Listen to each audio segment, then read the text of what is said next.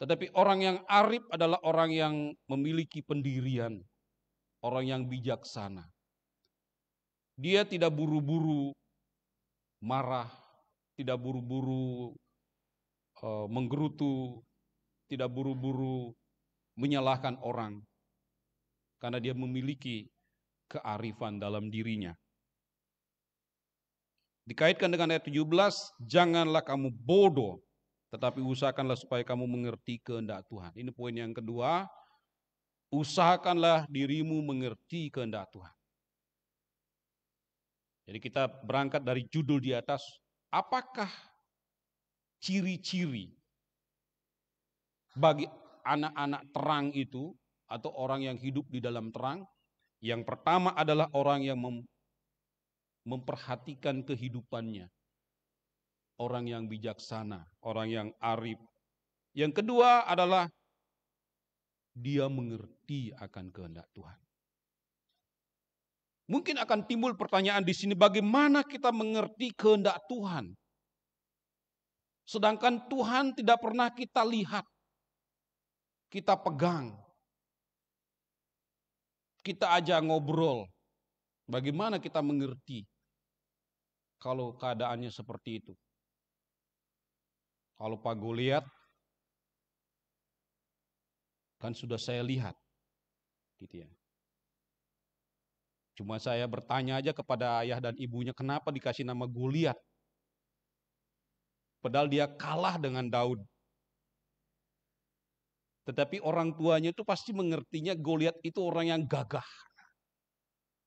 Orang yang gagah perkasa, jadi pahlawan bagi Palestina. Positif lah saya melihatnya. Kita kenal Pak Goliat. Ya saya mau tidak sebutkan semua ya, kalau saya sebutkan semua habis waktunya. Satu aja contohnya. Dengan mengenal dia, saya dengar suaranya. Kalau dia usul-usul dalam pertemuan-pertemuan, kemudian walaupun kelihatannya agak tegas begitu, tetapi sesungguhnya beliau adalah orang yang humoris ya. Dalam perjalanan kami bersama Pak Billy ke Bangli, kita pelayanan di LP Narkotika Bangli, banyak celetukan-celetukan dan guyunan beliau yang membuat kita bahagia. Jadi itulah sosok daripada Pak Goliat. Dengan begitu saya kenal dia. Saya percaya dengan dia. Saya tahu bagaimana kehidupan kerohaniannya. Tetapi dengan Tuhan bagaimana saudara? Kita tidak lihat, tetapi kita percaya. Bukanlah Paulus ingin mengatakan hal yang sembarangan, saudara. Kalau di sini dikatakan, usahakanlah supaya kamu mengerti kehendak Tuhan. Saudara, untuk mengerti kehendak Tuhan ini ada firman Tuhan yang sudah terbukukan. Bagus banget. Ada indeksnya, kita tinggal cari. Dalam dunia modern sekarang ini kita dibantu dengan iPad. Di atasnya ini kita bisa klik dengan berapa bahasa yang kita mau. Mau cari bahasa Spanyol, Inggris, Jerman, bahkan bahasa Bali, klik muncul. Mau dengan suara atau cukup dengan tulisan. Sudah begitu canggih. Untuk mengerti kehendak Tuhan, bacalah firman-Nya. Dari membaca firman Tuhan kita mengerti apa jalan Tuhan bagi kita.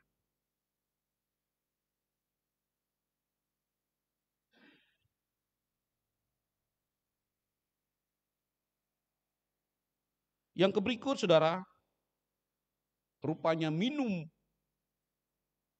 adalah juga merupakan kebiasaan jemaat Efesus.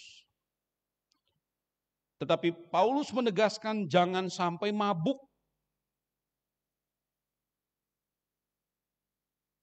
Apa yang membuat kita mabuk saat ini saudara?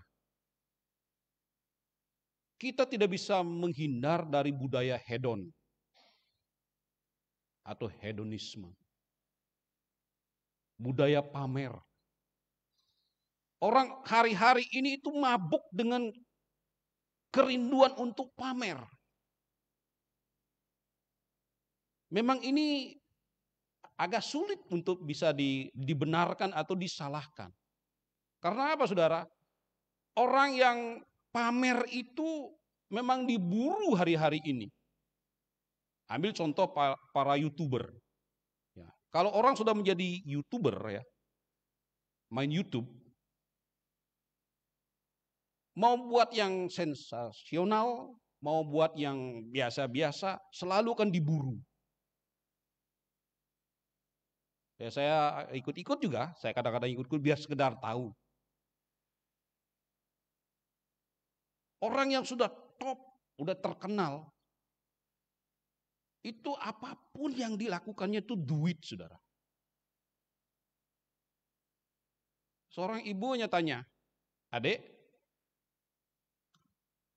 mau pilih mama atau pilih pacar? Dan dia bilang, pilih pacar. Loh, dia anak kecil, belum punya pacar. Gitu. Terus dia salah, oh pilih mama. Gitu. Adik, kalau kakak dedek marah gimana?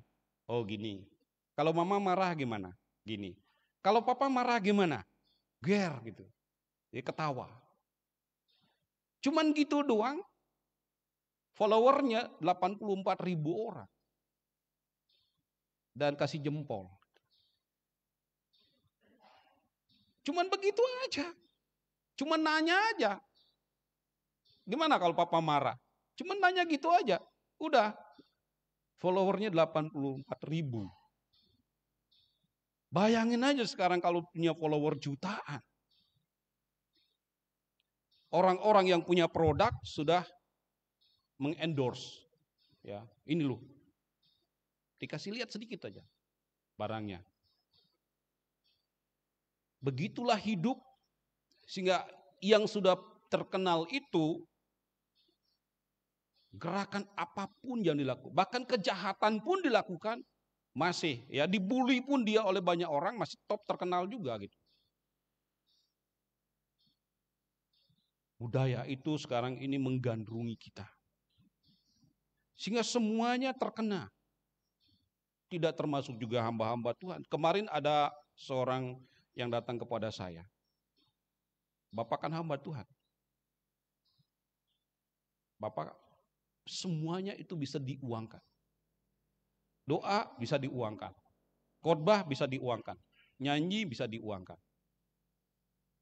Terus saya bilang terima kasih dek. Dia warga Jemaat, salah satu warga Jemaat juga di Kota Denpasar. Saya bilang terima kasih dek, saya ini terlambat, saya bilang gitu. Ya. Sudah kadung terlambat dan ntar lagi saya sudah pensiun. Udah gak mungkin lagi bisa melakukan hal itu. Jadi mungkin kalau dulu barangkali ya. Dan banyak juga hamba-hamba Tuhan yang seperti YouTuber juga. Banyak followernya di belakangnya karena khotbah-khotbahnya pendek dan menarik. Dan itu menghidupkan jemaat. Tapi saya bilang kalau ada yang ikut ya hari Minggu aja datang. Itu ada streaming ya. Boleh lihat di GKP Bukit Doa. Tidak dikomersialkan. Sayang Pak. Sebenarnya kan kalau Bapak ikut ini, ya pertama jemaatnya kan sudah 1000 sekian gitu. Kemudian nanti kalau dilinkkan ke GKPB menjadi sekian puluh ribu, dilinkkan lagi dengan gereja-gereja lain, itu sudah sekian ratus ribu. Bayangkan itu Pak, dia bilang. Saya kemudian berpikir bahwa bukan itu tujuan Injil untuk dikomersialisasikan. Dia itu sifatnya free. Jangan sampai ada orang mengambil keuntungan dari hal itu. Jadi saudara, hawa nafsu kita hari-hari ini adalah hawa nafsu pamer, hawa nafsu untuk memperlihatkan apa yang kita punya karena ada rupiah di belakangnya. Tetapi kita sebagai orang percaya, sebagai orang-orang terang harus bisa mengendalikan diri akan hal itu. Bagian yang terakhir saudara, di poin yang ke-20 atau ayat 20 itu bunyinya begini. Ucaplah syukur senantiasa atas segala sesuatu dalam nama Tuhan kita Yesus Kristus kepada Allah dan Bapa kita. Saudara, Paulus bukanlah orang yang selalu enak hidupnya. Tapi kalau boleh dihitung sebenarnya dia sangat sengsara, saudara. Kalau dihitung secara manusia. Sekali saja dia melakukan kejahatan. Dia memang pernah berbuat jahat untuk orang-orang Kristen. Dia ikut di dalam menstone ya, melempari batu Rasul Stefanus sampai mati. Bahkan dari situ dia mengancam dan menganiaya orang-orang Kristen di Yerusalem dan di sekitarnya. Itulah kejahatan yang dilakukan oleh Paulus. Tetapi akhirnya dia bertobat, saudara. Tuhan sendiri menjumpainya dalam perjalanannya ke Damsyik. Dan perjumpaan itu membawa perubahan di dalam dirinya. Dia sudah berubah, saudara. Dan akhirnya dia memberitakan Injil. Karena Injil dia beberapa kali di penjara. Dia pernah melempari orang dengan batu. Hukum tabur tuai terjadi. Dia pun dilempari batu dalam pemberitaan Injilnya. Tapi bukan itu saja, saudara. Dia kena stigma. Dia kena label, ya, dapat cap orang jahat, orang yang pernah masuk penjara. Semestinya dengan kejadian-kejadian itu dia dibully terus, dia kena stigma, dia mengalami hal-hal buruk, padahal dia sudah menjadi orang baik. Dia sudah menjadi pemberita Injil di segala tempat. Kenapa dia tidak berhenti, saudara? Dia memiliki prinsip hidup, yaitu bersyukur kepada Tuhan. Ucapan syukur dalam hidupnya itulah yang menjadi lifestyle daripada Paulus. Sehingga kita mengerti, berkali-kali didera, berkali-kali masuk penjara, berkali-kali dibully, dia tidak berhenti melayani Tuhannya, yaitu melayani Tuhan Yesus. Pada poin ini penting sekali bagi kita, saudara. Bagaimana keadaan kita hari ini? Apakah secara iman kita cukup kuat melihat kejadian-kejadian yang semestinya harus melindungi tetapi membunuh? Barang bukti yang haram yang seharusnya dimusnahkan tetapi diedarkan kembali.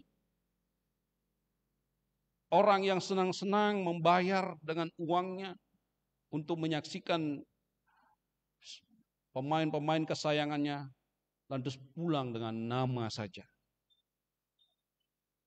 Kalau melihat kejadian-kejadian seperti ini, itu bisa memilukan hati kita. Kita bisa berputus asa hidup di negeri seperti ini.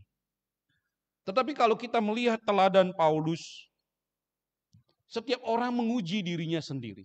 Kalau sudah tahu itu jahat, kalau sudah tahu itu jelek, jangan ditiru. Jangan bebal. Tetapi jadilah orang arif. Dalam keadaan yang tidak menentu ini, tetaplah cari kehendak Tuhan. Apa kehendak Tuhan dalam dirimu?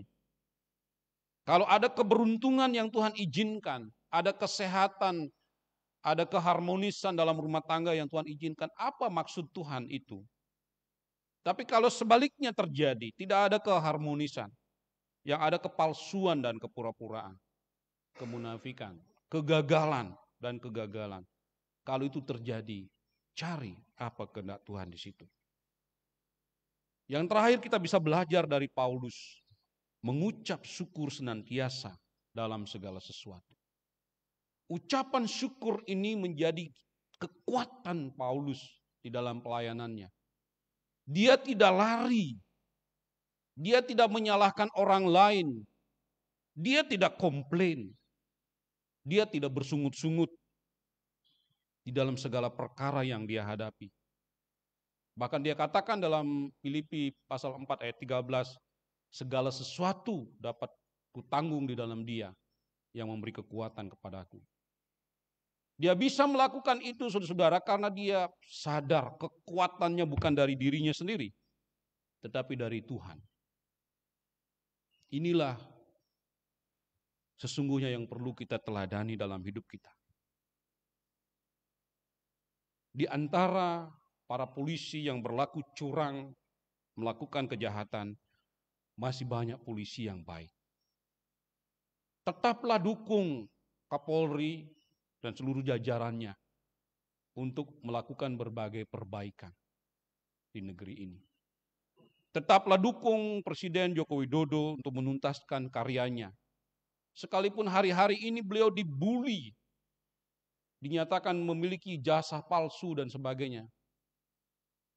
Tapi saya yakin itu tidak terjadi bagi seorang Jokowi. Bagi saya, Jokowi adalah orang yang memang sudah dipilih Tuhan, dipersiapkan. Orang yang jujur, orang yang berperilaku rendah hati, sekalipun dia seorang presiden. Dan itu ditelurkan kepada anak-anaknya. Coba lihat bagaimana mantan-mantan yang lain memperlakukan anak-anaknya dengan cara Pak Jokowi, berbeda sekali. Orang bisa menilai, saudara. Ini orang jujur, tidak ada penipuan dalam diri. Dan justru karena itu Tuhan sangat menyayangi dan mengasihi. Kita sebagai orang percaya harus terus mendukung beliau. Sekalipun dihujat, dibully dan sebagainya. Beliau adalah presiden kita. Yang harus kita hormati, yang harus kita dukung sampai tugas pengabdiannya dalam periode ini selesai. Saudara, itulah ciri-ciri atau tanda-tanda sebagai orang yang hidup di dalam terang. Yang pertama adalah orang yang memperhatikan kehidupan, termasuk kehidupan roh, kerohaniannya dengan saksama. Yang kedua adalah orang yang selalu ingin mencari kehendak Tuhan. Yang ketiga adalah orang yang tidak mabuk. Orang yang tidak memiliki tendensi terhadap apa yang dia punya atau yang dia miliki. Yang keempat adalah orang yang bersyukur, sekalipun mungkin keadaannya tidak baik-baik saja dalam dirinya. Tetapi dia mengakui Tuhan hadir di situ untuk menopang dia, menguatkan dia, dan memampukan dia bertahan dalam iman dan percayanya kepada Tuhan. Kiranya Roh Kudus bekerja dan memberkati kita sekalian. Amin. Mari kita saat teduh.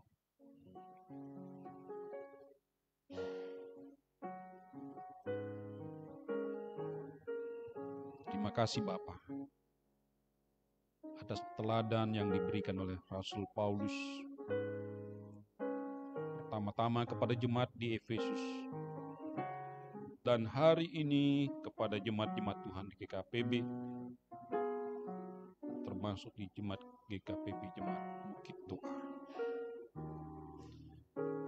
Ajarkan kami untuk kami mampu melihat dan memperhatikan apakah kami menjadi orang bebal atau orang arif. Apakah kami mencari kehendak Tuhan? Apakah kami telah dimabukkan oleh budaya hedonisme di dunia ini? Kami selalu ingin memamerkan apa yang kami pandang bagus kepada dunia ini, tetapi tidak memamerkan dan menonjolkan. Apakah kami orang yang tahu bersyukur terhadap segala hal yang Tuhan boleh berikan kepada kami? Bapa, tolonglah kami. Bila firman ini menghibur dan menguatkan kami sekalian. Terpujilah nama-Mu. Amin.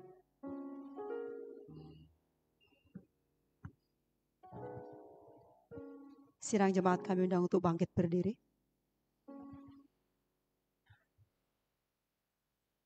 Marilah bersama dengan orang percaya di segala abad dan tempat kita mengakui iman percaya dengan mengucapkan pengakuan iman rasuli.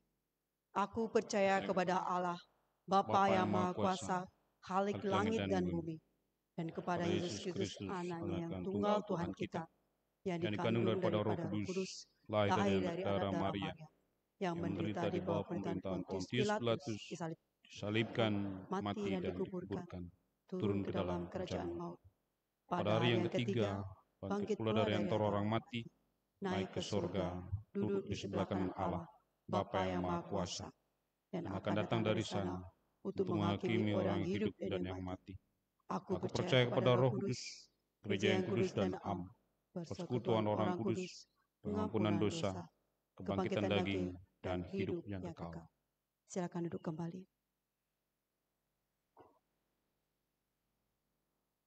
Mohon waktu sejenak untuk pembacaan warta dan juga agenda pelayanan.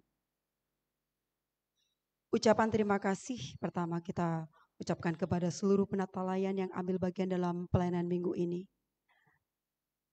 Dan juga terima kasih kepada Saudara George Nakayama yang telah menyumbangkan bunga altar dalam ibadah minggu ini.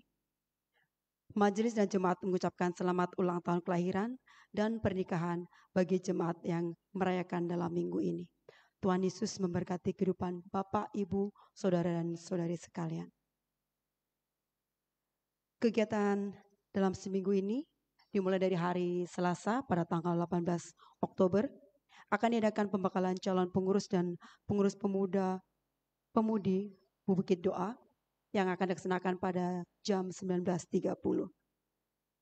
Pada hari Kamis tanggal 20 akan diadakan ibadah kebersamaan, ibadah rumah tangga dan akan bersamaan pada jam 19.30 di 3 wilayah Harun, Maria, dan Petrus.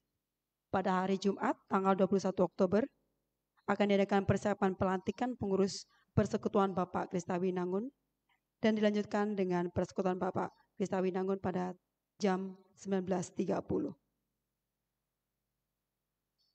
Warta jemaat. Poin pertama adalah pernikahan jemaat. Akan dilayani pernikahan jemaat atas nama pertama Saudara Ebenhaiser Tabun dan Saudari Yanti Lai Tabun pada hari Sabtu tanggal 22 Oktober tahun 2022 pukul 10 WITA di GKPB Jemaat Bukit Doa Nusa Dua. Pernikahan akan dilayani oleh Bapak Pendeta Ineng Aswame beserta Ibu Pendeta Paulina. Mohon kehadiran dan partisipasi jemaat. Yang kedua, akan ada pernikahan jemaat Saudari Maurice Yamdayawan dan Saudari Ade Prima Mardiana pada hari Jumat tanggal 28 Oktober tahun 2022 pada pukul 15 WITA dan akan dilayani oleh Ibu Pendeta Paulina. Mohon perhatian dari jemaat. Poin berikut adalah pelantikan pengurus Persekutuan Bapak Kristawinangun yang akan dilaksanakan pada hari Minggu tanggal 23 Oktober pada pukul 8 pagi. Sedangkan susunan pengurus Bapak Ibu sekalian bisa baca di warta yang telah dibagikan di WA Group. Poin berikut adalah informasi kemajelisan GKPB Jemaat Bukit Doa Nusa Dua. Efektif pada tanggal 23 Oktober tahun 2022, Penitua Agustinus Tambunan akan menyelesaikan tugas dan pelayanannya sebagai Majelis Jemaat di GKPB Jemaat Bukit Doa Nusa Dua atas nama Bapak Elvis Humau, suami, Ibu Maria Verserli Omenu sebagai istri, dan kedua putra-putri Ananda Angel K.A. Humau, Ananda Yeskel LM Humau. Apabila keluarga ini hadir, kami mohon untuk bangkit berdiri. Terima kasih, boleh duduk kembali. Tugas pelayanan ke GKPB Jemaat Gabriel Begending. Ibu Pendeta Paulina Jasridangga melayani ibadah syukur HUT PP Kristia Sahab Jemaat Gabriel Begending yang ke-22 hari ini pada jam 7.30 WITA dan didampingi oleh Penggil Yuan Kristi beserta Vokal Grup Mawar Saron. Untuk laporan keuangan, Bapak Ibu boleh membaca di WA Group masing-masing. Dan kami mengucapkan terima kasih kepada seluruh jemaat yang telah mempersembahkan persembahan, kolektor, perpuluhan, dan ucapan syukur dan pembangunan untuk pelayanan pekerjaan Tuhan. Tuhan Yesus memberkati. Sekian Warta Jemaat.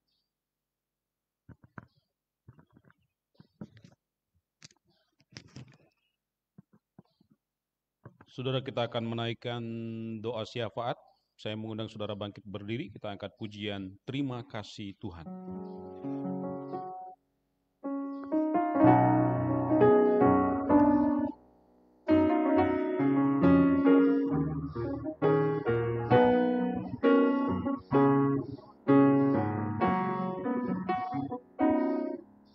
Terima kasih Tuhan untuk kasih setiamu yang Tuhan kami dalam hidup.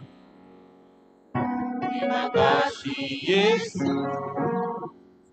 untuk kebaikan-Mu sepanjang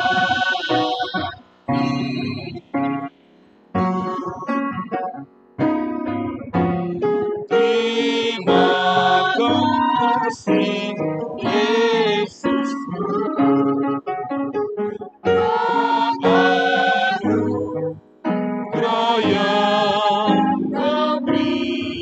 kami hari ini Tuhan adakan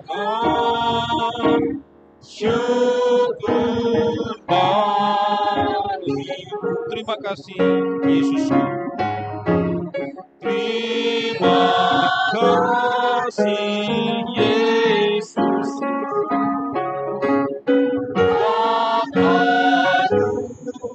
Yang kami hari ini Tuhan adakan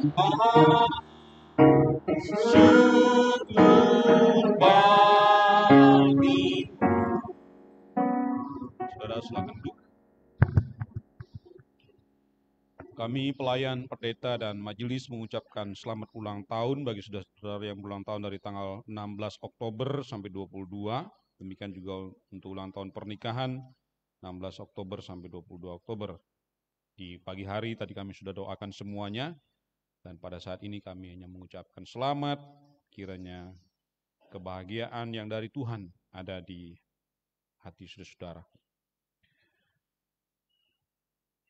Sekarang mari kita menaikkan doa syafaat, dan saya memberi kesempatan kepada saudara-saudara untuk pertama menaikkan doa saudara, dan setelah itu kita akan lanjutkan, dan terakhir kita tutup dengan doa Bapa kami. Kita berdoa.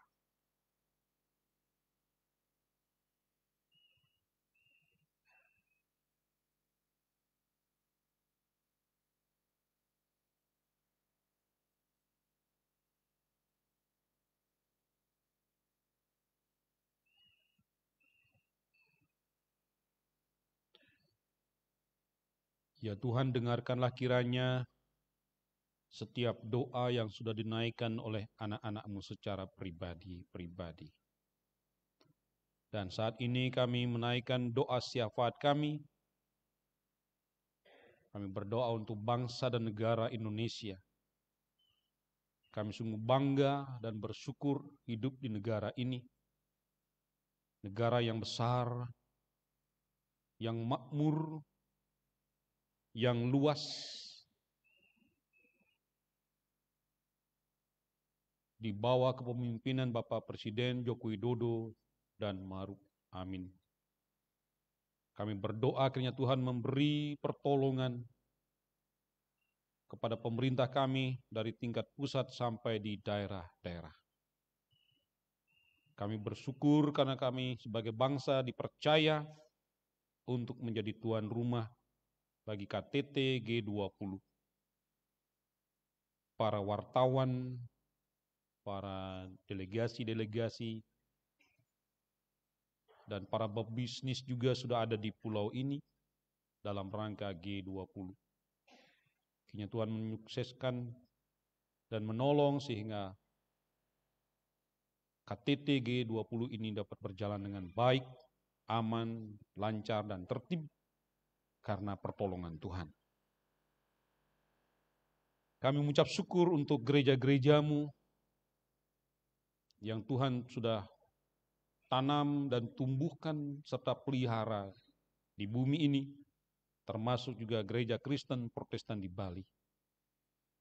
Sebagai gereja yang Kau tempatkan di pulau ini, kami telah berupaya untuk melayani Tuhan lewat yayasan-yayasan sosial yang kami miliki, panti asuhan, sekolah-sekolah,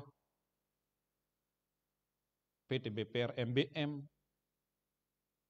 dan berbagai pelayanan lainnya yang diselenggarakan di kantor sinode dan juga di jemaat-jemaat. Kiranya Tuhan menolong dan memberkati gerejamu di dalam menjalankan tugas panggilannya. Berkati Bapak Bishop, Bapak Sekum, dan Bapak Bendahara, seluruh pimpinan departemen dan yayasan-yayasan, beserta jemaat, beserta pendeta, dan vikaris yang ada di jemaat-jemaat.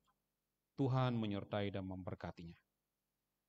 Pada saat ini kami sepakat mendukung hamba-Mu Pendeta Anak Agung Ayu Perani yang bergumul dengan kandungannya, yang saat ini sedang mendapatkan perawatan intensif di rumah sakit Sanglah. Ya Tuhan, ulurkanlah tangan-Mu, beri kekuatan, kesembuhan, dan jalan terbaik bagi hamba-Mu. Kami juga berdoa bagi seluruh kegiatan kami yang akan kami lakukan pada sepanjang minggu ke depan ini. Ada ibadah-ibadah, ada pernikahan kudus, ada pertemuan-pertemuan, dan berbagai kegiatan pelayanan yang lain. Kiranya Tuhan menolong dan menyertai kami. Berkatilah seluruh majelis jemaat, seluruh kategorial, ketua-ketua wilayah, bahkan seluruh jemaat-Mu di Bukit Doa ini. Biarlah kiranya dengan pertolongan Tuhan, kami dimampukan untuk memberikan pelayanan yang terbaik bagi Tuhan dan sesama kami. Bagi tamu-tamu yang hadir, baik dalam ibadah yang pertama tadi maupun yang kedua ini, kiranya Tuhan menyertai mereka ketika mereka ada di Pulau Bali, beri sukacita dan kebahagiaan. Dan apabila nanti mereka kembali ke kota-kota atau ke kampung-kampung halaman mereka, Tuhan juga menyertai mereka dan tibakan di rumahnya dalam keadaan selamat. Kami doakan juga para suami yang meninggalkan rumahnya, yang bekerja di luar pulau, bahkan di luar negeri. Demikian juga anak-anak yang terpisah dengan orang tua karena pekerjaan dan karena studi. Kiranya Tuhan menyertai, melindungi, dan memberkati mereka semua. Inilah doa syukur dan syafaat kami kepadamu ya Tuhan, yang kami naikkan semuanya di dalam nama Tuhan kami Yesus Kristus, yang telah mengajar kami berdoa. Bapa kami yang di sorga, dikuduskanlah namamu, datanglah kerajaan-Mu, jadilah kehendak-Mu di bumi seperti di sorga. Berikanlah kami pada hari ini makanan kami yang secukupnya, dan ampunilah kami akan kesalahan kami, seperti kami juga mengampuni orang yang bersalah kepada kami. Dan janganlah membawa kami ke dalam pencobaan, tetapi lepaskanlah kami daripada yang jahat, karena Engkaulah yang punya kerajaan, dan kuasa, dan kemuliaan sampai selama-lamanya. Amin.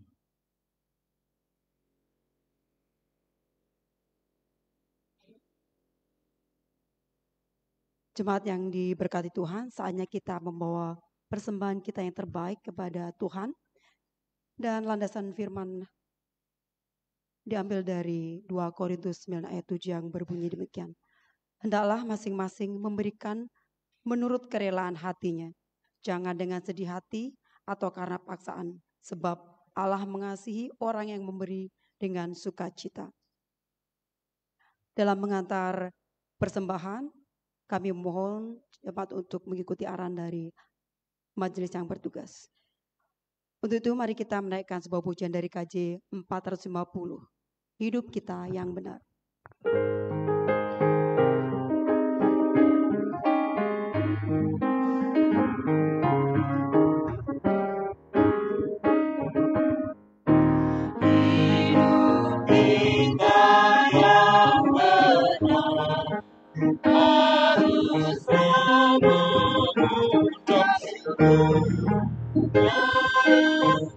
Yesus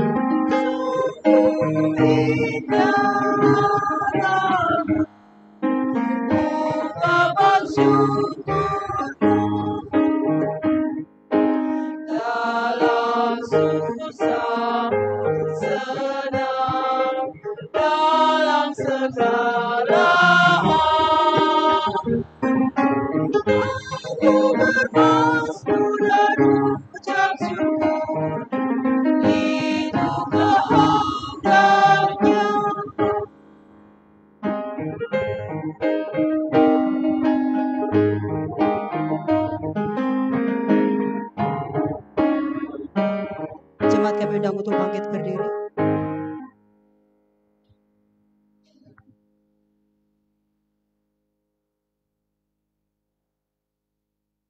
Mari kita bersatu dalam doa. Ya Tuhan Yesus, terima kasih atas segala berkat dan kelimpahan yang Kau berikan kepada kami anak-anak-Mu. Dan di pagi ini kami Tuhan boleh beribadah, berkumpul di sini dan membawa persembahan kami kepada Engkau. Ya Tuhan, kuduskanlah persembahan ini agar layak dipergunakan dalam melaksanakan pekerjaan-Mu di tempat ini. Tuhan Yesus, berkatilah segala pekerjaan dan usaha kami, serta tangan-tangan telah memberi persembahan ini dengan sukacita. Ya Tuhan, tuntunlah tangan-tangan yang akan mengelola persembahan ini agar bisa semua berjalan seturut dengan rancangan-Mu. Inilah syukur dan juga doa permohonan kami, anak-anak-Mu yang kami naikkan hanya dalam nama-Mu. Haleluya. Amin. Dengan posisi tetap berdiri, kita akan menaikkan sebuah pujian penutup dari NKB 211 ayat bait 1-3.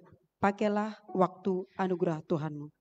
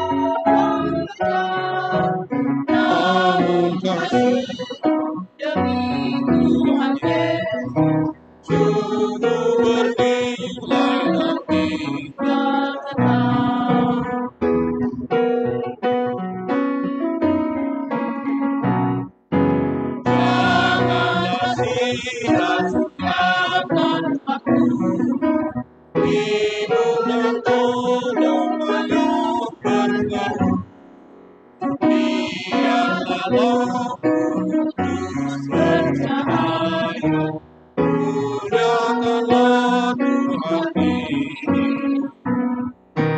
Tiada yang bakal di dalam dunia, segala yang kita pun akan lenyap.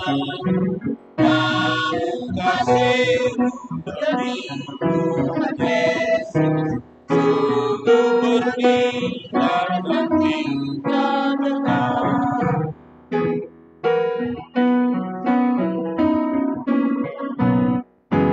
Karya demi Tuhan Yesus,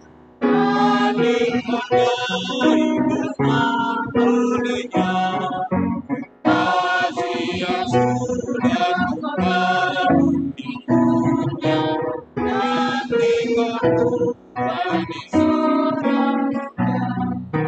Tiada yang bakal di dalam dunia, segala yang kita pun akan lenyap.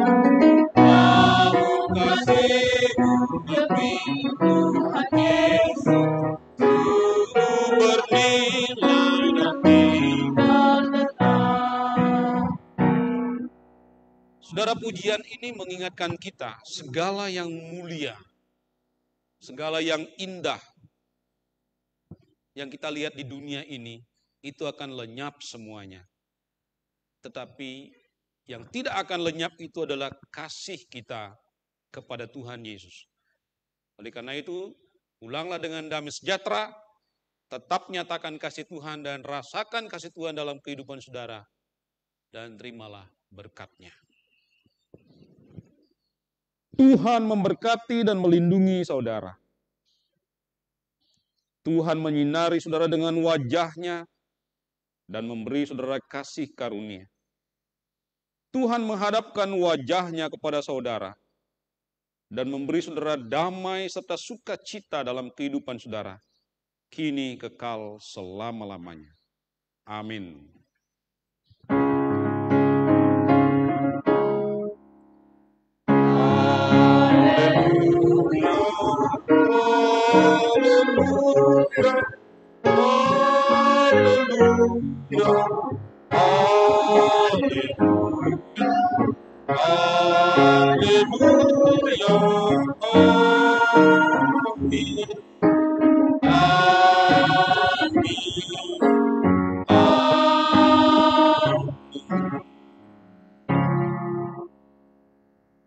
Sedang imat, silakan.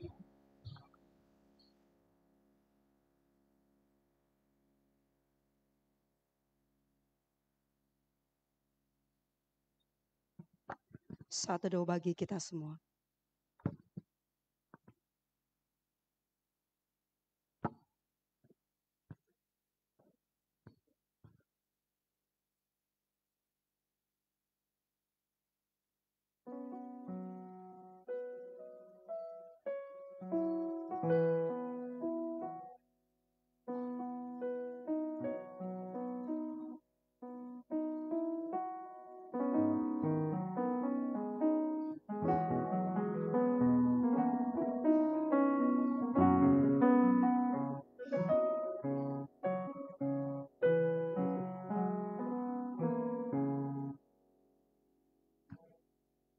Ibadah telah selesai.